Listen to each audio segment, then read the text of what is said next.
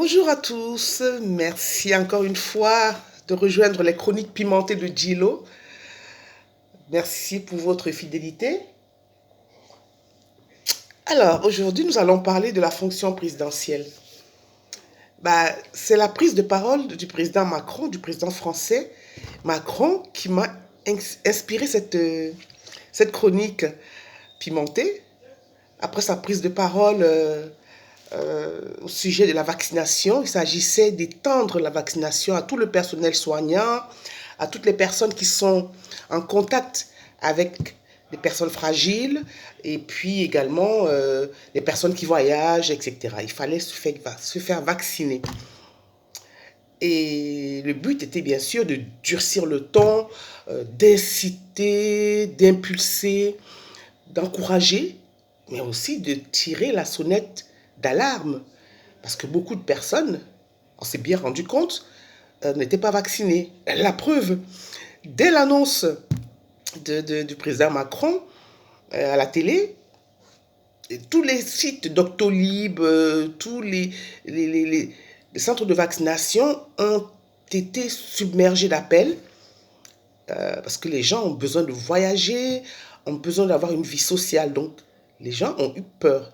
Ils sont allés se faire vacciner. Et puis, il y a aussi le risque d'être isolé, d'être mis à l'écart de la société, de devenir, j'allais dire, des pestiférés.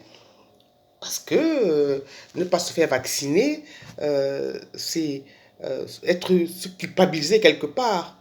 On va contaminer les autres, on va se contaminer d'abord soi-même, hein, avec le variant Delta qui prend de l'ampleur, et aussi il fallait protéger les autres. Dans tout ce méli-mélo, j'ai juste envie de retenir le côté managérial, le côté directorial. C'est une question d'autorité, une question comment dirais-je, d'autorité. Euh, Bien sûr, il s'agit d'abord d'inciter, d'impulser une dynamique, de tirer la sonnette d'alarme. Mais quand on regarde bien, ce sont aussi des menaces à peine voilées. Attention à vous, hein. C'est moi qui commande. Qui c'est qui commande ici? C'est moi qui commande. Je vous demande de vous faire vacciner. Je vous ordonne de vous faire vacciner. C'est moi le patron. D'accord? Donc, entre la carotte et le fouet, on se rend compte que c'est bien une vraie technique de marketing, un bon débriefing de manager. Alors, on commence par féliciter ses administrés, on fait un état des lieux, hein, on les complimente, on remercie aussi avant d'asséner le coup fatal. Hein. Comme un bon manager, on commence toujours par les points positifs des bonnes nouvelles. Oui, c'est bon, nous sommes en train d'atteindre nos objectifs, pardon. Félicitations au personnel soignant, félicitations aux Français, mais après, on finit avec des points à améliorer, pour ne pas dire des points négatifs, donc des mauvaises nouvelles. Bien sûr, pas mal de voix se sont élevées contre le pass sanitaire, mais comme je disais tout à l'heure, qui c'est qui commande ici? C'est moi le patron. Cette fonction présidentielle est très ambiguë parce qu'elle demande vraiment de la force de communication, la force de persuasion, un charisme, hein, et aussi la force de décision. Et pourquoi pas la force de la manipulation? C'est ça. Parce que pour fédérer un peuple, obtenir son adhésion pour une cause ou pour impulser une dynamique, il faut quelque part manipuler son peuple. Et la manipulation, ce n'est pas toujours quelque chose de négatif. On manipule quelqu'un pour avoir son adhésion, comme je disais, et pour la mener à faire quelque chose. C'est un tempérament qui se cultive au fil des années. Hein. La fonction présidentielle exige un tempérament. Et cette fonction peut d'ailleurs façonner un personnage. Hein. Malgré sa jeunesse, hein, le président Macron a fait preuve de l'autorité. Pour avoir ces qualités, il ne faut pas seulement avoir fait des études. ENA, ENAM, Sciences Po.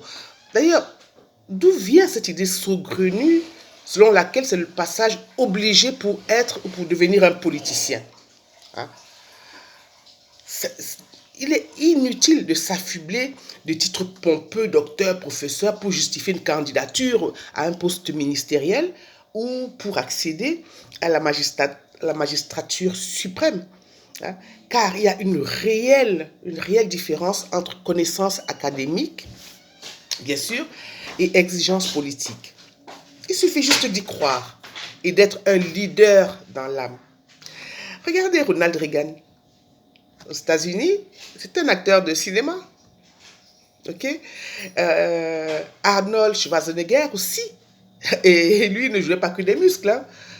Il y a également Pierre Bérégovoy. Voilà. Hein? Pierre Bérégovoy était ouvrier ajusteur-fraiseur, autodidacte et premier ministre français. Excusez du peu. Hein? Tous ces politiciens ont un métier de base qu'ils ont tendance parfois à oublier puisqu'ils s'éternisent au pouvoir, surtout en Afrique. Ils doivent pourtant réintégrer leur domaine de prédilection dès qu'ils se retirent de la vie politique. Ça, par contre, ce n'est pas gagné. Hein?